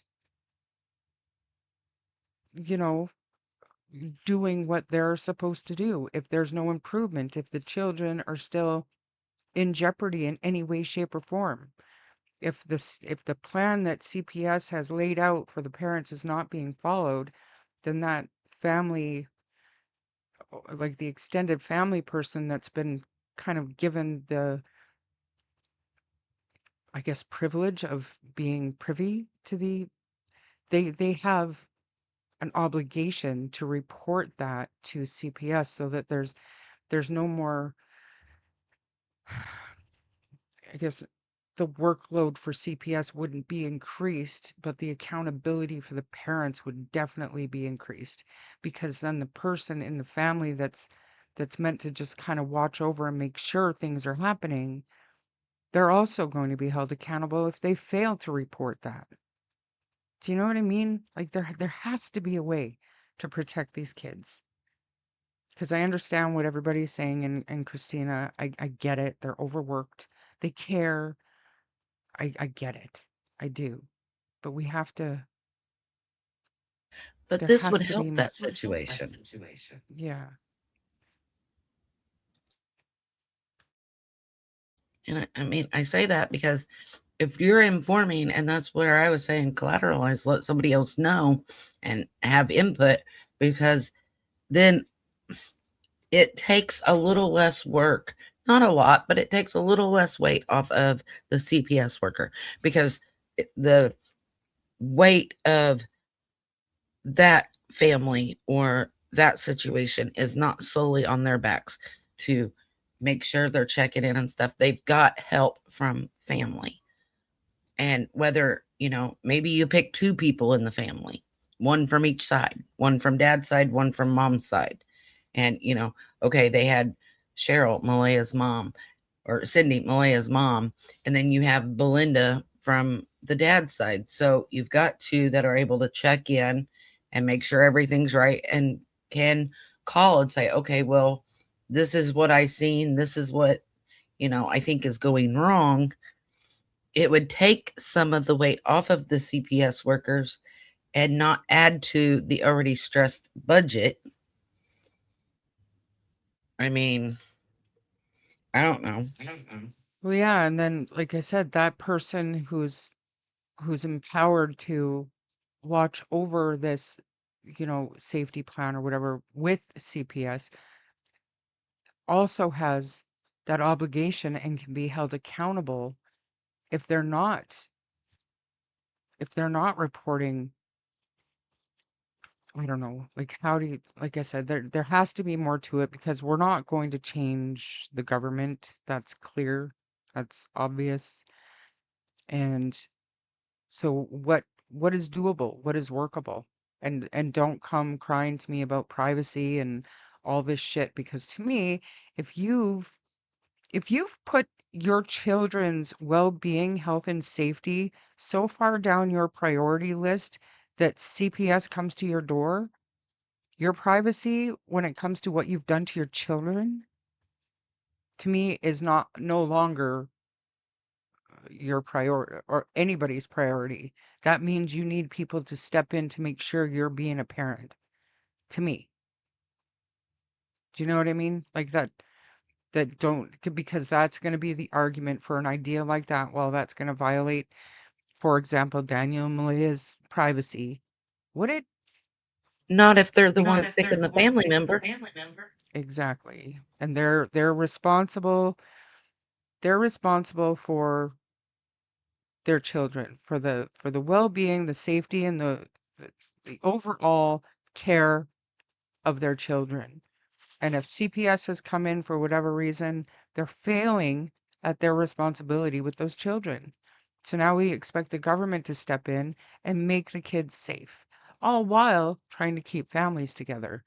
So the onus has to be on CPS, but we should also place some of that back with the family and say, okay, grandma, this is you need to check in every day. You need to make sure the kids are doing better. Here are the issues we found. Here is our improvement plan. Here is our plan going forward. And we need you to be our eyes and ears to make sure that these improvements happen in order to keep the kids safe. And if you fail to report anything, big or small, you can be held accountable for anything that happens to those kids. And I think that that would work. Harley is breathing heavy in my ear, so I'm gonna mute and let you talk. and it wouldn't have to be a long-term, you know, issue. It would be as long as CPS is involved. So if CPS comes in, okay, mom, you pick one person from your side of the family that you trust us to share information with, you trust is going to have your kid's best interest at heart. And it wouldn't be Daniel that chose a person because he's not dad and he's not technically stepdad because they're not married. So it would be the legal dad, which is Cody. Okay, Cody, you pick one person. I don't care if you haven't seen the kids for 3 years. You're still their legal father. You pick one person from your side of the family that checks in on the kids. This is the issues that's going on. And that would solve a lot of issues. And like I said, take some of the strain off of CPS. And then, then when the kids have a black eye, well, you report it. I don't care if they have a black eye every day. You report it every day until that black eye is gone or until the next one comes. Because you don't want to say, okay, well, they had a black eye on Monday. Well, Wednesday they got hit in the eye again. So now it started that whole process all over again. So you report, well, they've got a black eye each day. You make a record of it. Even if you turn that record in once a week, make a record once a day and turn it in to the CPS worker once a week. I mean, there's got to be something that can be done to help the situation and not cost a whole lot of money. I mean, there just has to be.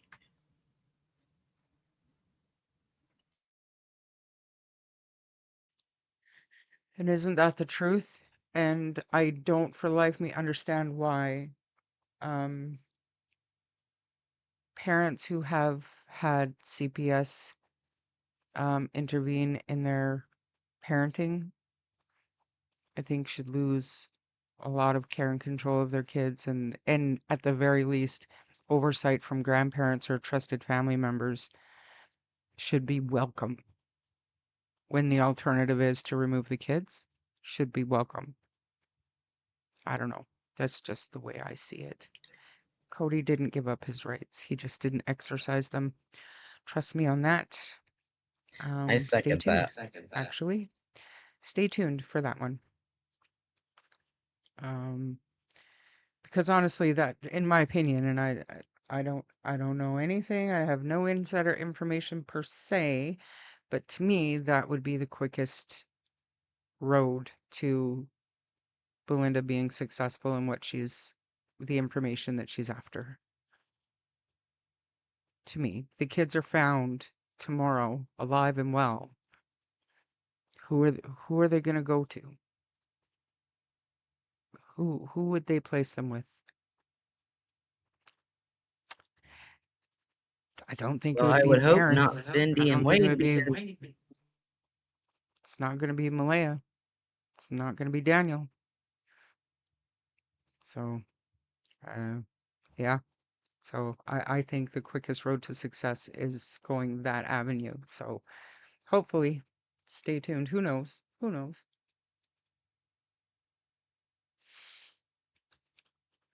Um, Now I'm way behind in chat again. I'm so sorry, you guys. I keep seeing great things.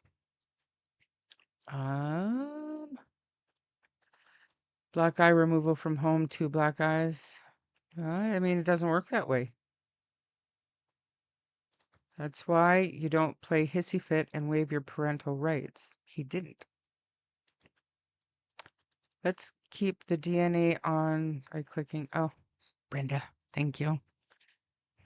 That's funny. Start reading it. Behind every piece of shit is an army of enablers. That is true, but let's put a stipulation in our new legislation that says those enablers will be held accountable too if they fail to report. Do you know what I mean? There has to be a way to protect kids better. There were so many opportunities missed to save Jack and Lily from whatever they're going through today. In my opinion. Do you all get God's parents stuff in Canada that stars? They take care of them if something happens. Godparents, some families. I have godparents. My children have godparents. Um, yeah. My grandkids have godparents, but it wasn't a falling out. But I mean, my daughter doesn't talk to that couple anymore, so I think it needs to be a blood relative who is, cleared, maybe criminal record check, maybe CPS history check, somebody that's approved by the ministry to be trustworthy enough to take on that responsibility. And how hard, honestly, let's talk reality here. How hard would it be for a grandparent who loves their grandchildren to keep an eye on their own kid when they know they're failing as a parent to make sure that your grandkids are safe? How hard would it be? For me, it would be nothing. It would be regular. It would be, just my regular day in and day out. Let's have a FaceTime. Let's have a visit. Let's make sure the kids are good. Let's talk about what you've done today. Let's make sure that all of the things that CPS told me that were issues, let's make sure that we talk about all of those things with my kid every single day. To me, it's not. It's not a huge undertaking to make sure your grandkids are safe, especially if you're given a responsibility by CPS to do so because there's a problem with your kids parenting of their own child. I'm sorry. I don't know. I don't know. That's just ask Janie how hard. No, no, no, no. I'm not talking about Janie. I'm not talking about Janie. I'm not talking about grandparents' rights even. Because I said that right from the get. You think grandparents' rights is easy to get? You think Belinda should have been able just to go to court and say, you know, I want to see my grandkids. Let me see my like it's not that easy. That's not what I'm saying, Christina. Not at all. I'm saying now CPS has been called on my child because my grandkids are suffering in some way, shape, or form. Now CPS has a file open and they're going to approach me as their biological grandmother and say, look, I've got a consent signed by your son, daughter, whatever, to bring you into this. Here are the issues that we found. Here is our plan going forward. And is your obligation to check in with them every day and report back to us if there's any issues. That's what I'm saying. I I don't know. It sounds like it sounds easy to me. But I'm not talking about Janie and her situation and the things that she's said or the things that she's been trying to do because I know that's not how it works. I'm not saying grandparents' rights. I'm not saying guardianship. I'm saying your job as a parent never ends. So if your child is fucking up as a parent to the point where CPS is now involved because your grandchildren are suffering, maybe put some of that onus back on the parent of that parent. I'm just spitballing here, but I don't know. Dumb idea. You're in a great position to create a child protection board. Public parents can meet, discuss the issues, and look at solutions and present them to the authority as recommendation, maybe. I don't even know if we're allowed to do something like that in Canada. That would be, to me, that would be along the lines of a joint committee to, you know, create petitions and shit.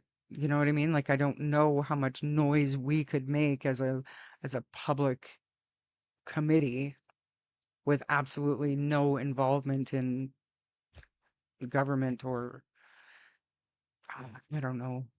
I don't know. I don't know. I don't know. What do you I don't know. Didn't Cindy try with the FaceTimes and phone calls? But my point is, Christina, she wasn't obligated to report anything to CPS. This is a different level. Yeah. I'm sure she did. Just like I have FaceTime, I don't have any concerns. My daughter was born to be a mom. Like this woman does crafts and stuff all day long with her kids. All day long, she's 100% about her kids. But if the situation was different and CPS had let me know that there were issues and here are the issues and here's our plan going forward, and now my responsibility to my grandchildren and to my kid really would be to make sure that they're abiding by that CPS order, whatever, whatnot, making sure my grandkids are improving and their situation is improving. I don't think that that's a huge ask for a grandmother who cares, but obligated and held accountable if I don't. I don't know how that would work, what it would look like, but I don't think that's a bad idea.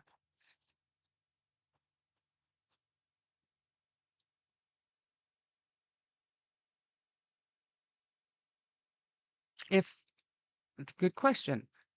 Good question. CPS called on Daniel. Janie lived at the place. Did she help? Would she have called in on her son? Would she have called and would she have called in on her son if he was abusing her biological grand? I think so. I think she would have stepped in to do something about it. I do. I think that she loved her biological grandchildren. I do. I do. And if it's that hard, that's where the accountability comes into play. If you don't, you're going to be held accountable for not reporting. Is that terrible? Is that terrible for me to still be at some point when my grandchildren's lives are, if they're being mistreated, if they're being abused, is it terrible for people to expect me to step in and try to help my daughter do better by my grandchildren? Is that too much to ask of me? Even though my daughter is an adult and has, I mean, my daughter has 4 kids. Is that too much of that to ask of me? Like, my daughter's an adult now, no longer my problem. Is that the thing? Should I be held accountable if I've agreed to work with CPS with my child to make sure my grandkids are okay? Is that too much to ask? I'm really asking. What do you guys think? Is that something that could help? Could that work?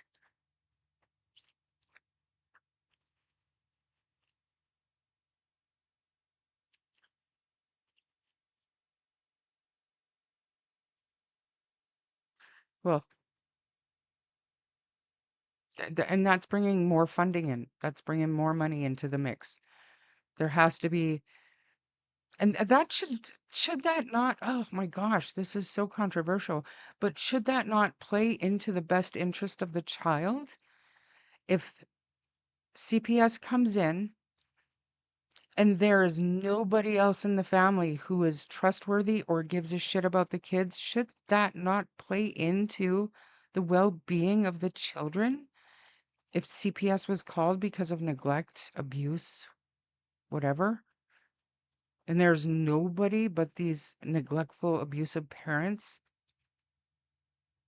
wow, that's a question.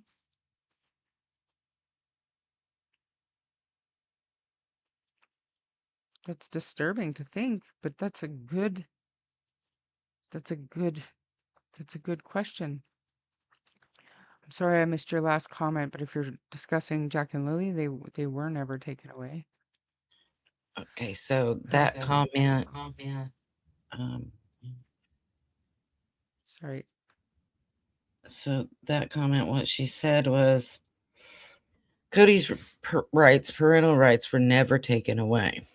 In my opinion, there was no fight between Cody and Malaya for the children. Malaya got legal custody. Cody didn't fight it. Malaya dies or something, custody goes back to Cody.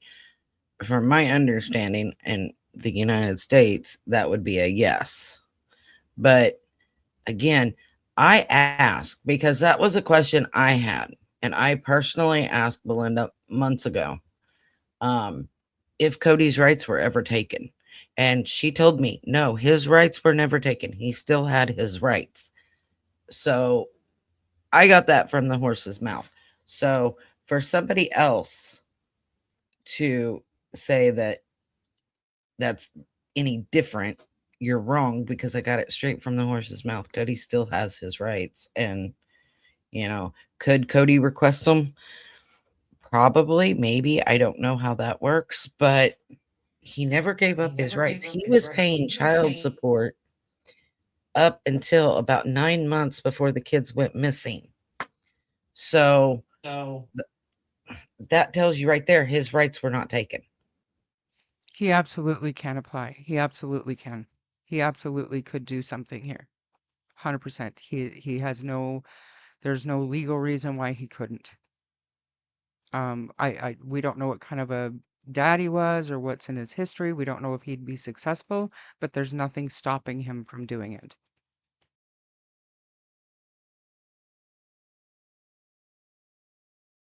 I mean, that's my understanding of it too. There's nothing, legally stopping him from doing it. But, So, and this 100%, Carla, Cindy should have reported the abuse to CPS for a long time, not wait, in your opinion. You're very right. And as a healthcare worker, she's a mandated reporter. So does she claim that she didn't know or she didn't see abuse? But But my utopian idea would be for Cindy to be obligated to have accountability if she fails to report. She can't, she's got an agreement saying that these are the issues. This is what we need you to do, not just a a mandated reporter requirement that she can deny even knowing that there was abuse. No, now here are the issues that we were called in about. Here is the plan, and you need to monitor this. And if you fail to monitor or report, we'll hold you accountable. Like I said, I can't fairly put myself in that position because I have zero worries about my child as a mother. But if I did, I don't know that I would have an issue with taking that responsibility or calling in to make sure my grandchildren are safe. If even if it meant reporting my daughter or reporting my son for not abiding by what CPS has put into place. Not only would I be helping keep my grandkids safe, but I would also be proving myself as a safe person, a safe place for my grandkids to be placed, so that if CPS eventually decides to remove the children from my daughter's home, they can be placed with me because I do care about their safety and their security and their well-being enough to oversee and help CPS enforce whatever findings or whatever plan they come up with. Maybe I'm just spewing self-righteous, you know what I mean? Like maybe I'm just being ignorant to the situation that I can't relate to, but it's just an idea that wouldn't cost nothing. It wouldn't cost the government any money, but it could potentially save kids from going missing or worse. Do you know what I mean? Like, I don't know. Mm, mm. So I do have experience in reporting people to CPS, and I've reported 2 people, and both children were taken away. And in fact, I was made guardian and foster parent of 2 of them, of 2 of the 3 children, because 2 of them were in one family.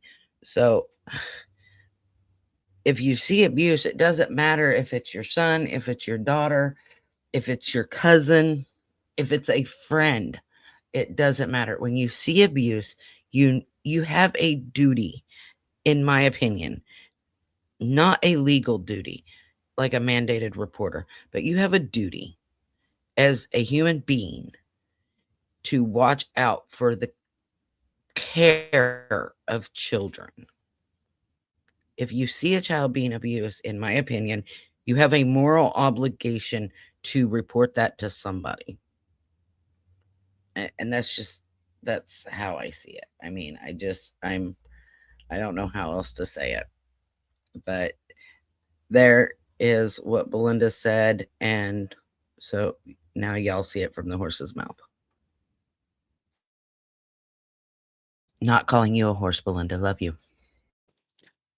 So, no, child support isn't a qualifier, but the way it works, yes, as the parent, he is responsible for child support. But if he actually signs off his rights, he has 0 parental rights. He doesn't, part of that usually is signing off on child support. And I know because I've done it.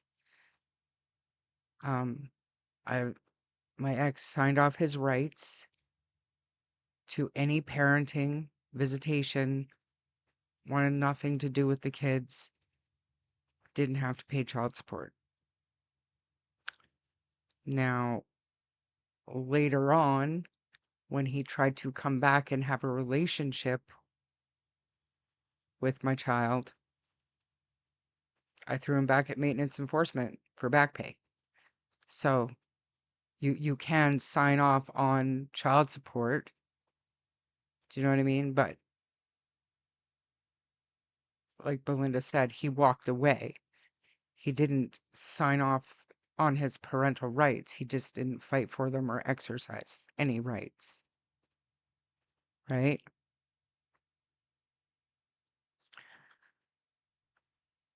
I think Belinda just answered most of these. Cody walked away, turned his back. That can be used against him. It can't be held against me.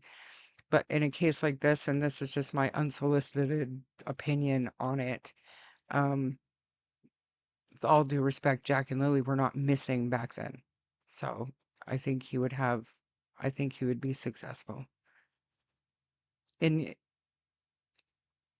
I just do. It's worth a shot, in my humble opinion. Like I said, unsolicited opinion.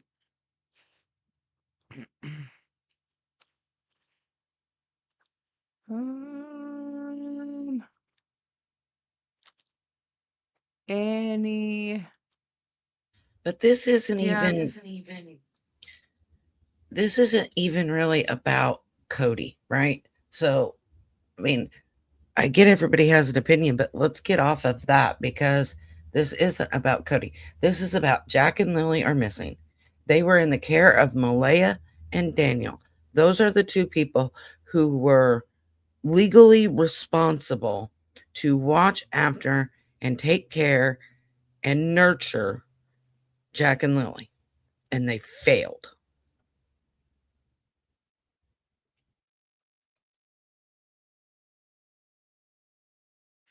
I have to go let Harley out. You continue. I mean, that's how I see it. I mean, I have a lot of respect for Belinda, and I think what she's doing is what's in the best interest of the kids, whether they're found alive or not. She's the one out here keeping their names going and searching and looking and all of that. So, I mean, we don't know what situation was going on when Cody and Malaya split up. But again, it's not about Cody. Cody wasn't there that day. There were 3 people on that property.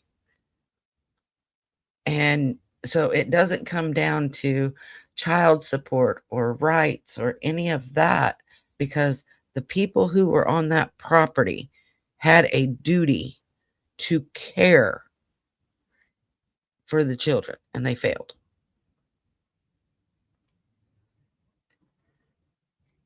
So, I mean, I don't really know really what more to say. I mean, I understand you guys are saying that, that would negate the court case because he could just file. But if they think that him walking away will go against him in that case, then, like Belinda said, she stands a better chance because she didn't, right?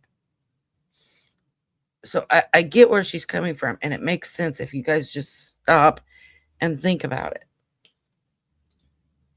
Melissa, I agree to a point, but Cody needs to grow up. His children are missing. If it was my son, I know what I would do.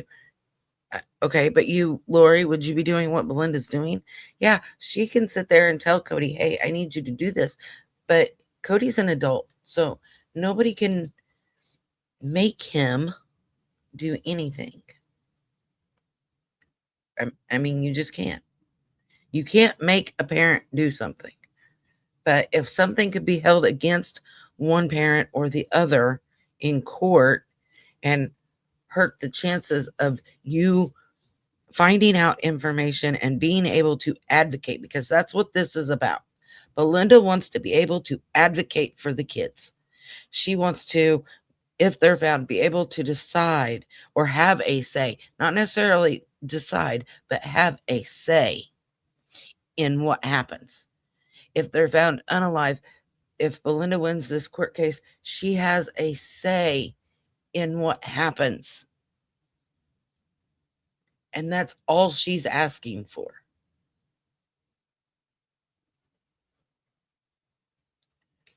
I mean, I totally think that custody should go to Belinda. I was just thinking that she stands a better chance with having Cody support her. I understand that. But again, if it can be used against Cody, then that also hurts her if it's a joint thing. Belinda is looking at this logically. The court can sit here and hold it against Cody that he walked away. So we're not going to give you Jack. And that cuts Belinda out no matter what, because Cody was on it. Without Cody being on it, Belinda can say, I didn't walk away. They walked away from me. I didn't walk away. I was still there up until 18 months before these kids went missing. I was still there. She has a say. She just wants to have a say.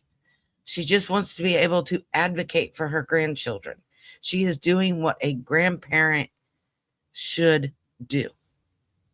And I think she should have every right in doing so.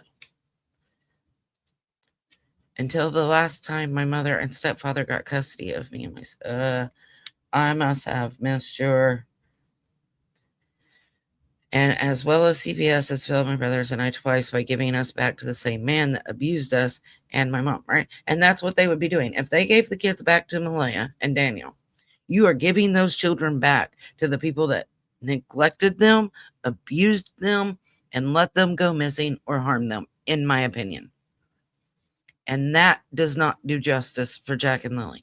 Whereas all Belinda is wanting is a say in what happens to these two beautiful babies. You're welcome, Belinda. Like I said, much love. I couldn't let it keep going. And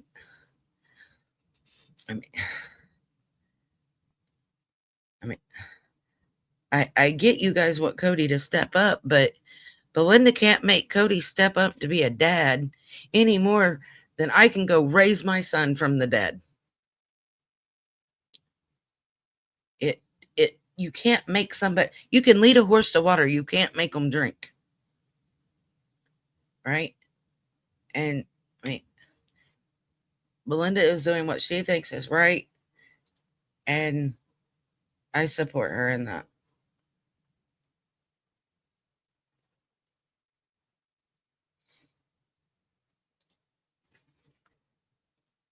Exactly, Carla. He was paying his child support up until the time that he lost his job. You are correct. He didn't sign off of child support. He just lost his job. Was Daniel legally responsible for Jack and Lily? He wasn't a legal step-parent. Okay, he wasn't a legal step-parent. However, he was in a relationship with their mom and living with them. So legally, I don't know. Morally, ethically, yes. Legally, I don't know, because I don't quite understand all of the laws there.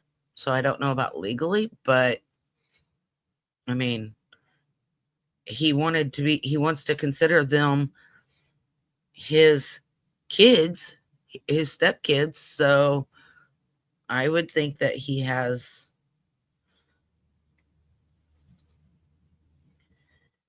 Belinda is amazing. God bless you, sweetheart. I'm praying for you, sending love and respect for this ongoing battle. Yes. He don't have to be a dad. No kids to be a dad too. Not right now. But who's to say if Jack and Lily are found alive, that Cody won't step in and say, okay, look, I'm stepping in now. This has gone too far. We don't know. No, none of us have a crystal ball. None of us can go back and change the past. And none of us have a crystal ball to say what's going to happen a month or 2 or 3 months from now. I mean, let's be honest. It has to do with Malaya and the government, and as to whether Belinda can have something like joint custody or day-to-day guardianship. It's not even that. She just wants to have access to information and have an input on the kids when they're found. That is it. She's not seeking custody. She's not, taken away. She just wants to be able to have an input, from what I have understood. Belinda, God bless you and hope you get rights assigned to you. and hopefully we'll have a chance to get. Why would she get the baby, Kelly? Can you explain that one to me? The baby's not legally related to Belinda. So Daniel's family would get the baby, and Belinda could have input on Lilly and Jack. At least that's how I understand it. But he could be classed unreliable, so Belinda has a better chance of gaining guardianship. Exactly. That was her whole point. Him walking away can be used against him, but it can't against her. And if they file jointly, it goes against her too. If she files separate by herself, it can't be used against her. Hopefully it doesn't take 3 more months. We're at 10 months, guys. If it takes 3 more months, we're a year and a month in. I mean, I know we said this with Sebastian too. We didn't think it would take 2 years, and we just passed his 2-year mark. But I really hope it doesn't take that long. I really, really do. She wants information to make decisions when they're found. It's not just information she wants. Exactly. She wants input on what happens when the kids are found. And I will say when the kids are found. Brenda said, so legally in Canada law, Daniel would be looked at as being a legally responsible. Okay, so that's kind of what I had understood, because of your guys' like common law married thing. So I find him responsible, but yeah, I mean, technically it wouldn't be a step, it would be a half sister, not a stepsister, because Daniel's biological kids would be the step siblings. The baby would be a half sibling because they share a mother. Belinda does not Yeah, have. so common law in Canada is 2 consecutive years in a marriage-like relationship, apparently. I have a judgment, a court order right beside me that spells it out. Crazy, I know.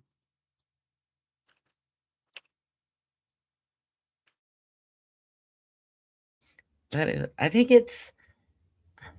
it's 3 here. It might be 2, but I think it's 3 here that you have to be in a married like. Marriage life. Yeah, and that's Mr. Hemi is exactly right. That's no children involved. That's right. Um, to be considered spouses, no, it's actually, well, mind you, I should pull that up. That's based on the BC Family Law Act. So, oh. What we'll catch up, I guess, finish chat up here, Melissa, and then I'm gonna end it. I'm doing a Nancy live here in a little bit as well. So we'll wrap up if anybody has any final thoughts about Jack and Lily.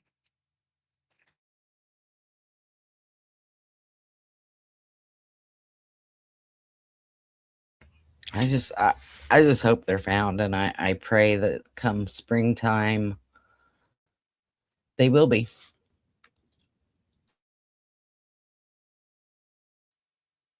Yeah, more searches, more um I don't know. I don't think we're gonna get any more information. It's unfortunate, but uh hopefully the case is moving forward with major crimes. Hopefully I mean, I'm sure they're investigating all aspects. Um, long story short, they deserve to come home. They deserve to be found. And I think, you know, I don't know. like, I don't know what else to say. I I hope and pray every day that they're found and that they get some sort of justice. That's really it's really the long and short of it. 10 months 10 months is too long, but we've got to keep it in perspective in that there are plenty of cases out there that go a whole heck of a lot longer. Like a whole heck of a lot longer, both in Canada and the United States and the UK. It's sad, but it's true. It's sad, but it's true. And I believe, if I'm not mistaken, Shenanigans is live. And unless you have anything else, Melissa, I am good to end it. And I'll be back in about an hour and a half, maybe ish, to talk about Nancy. There's some interesting new information that I want to talk about.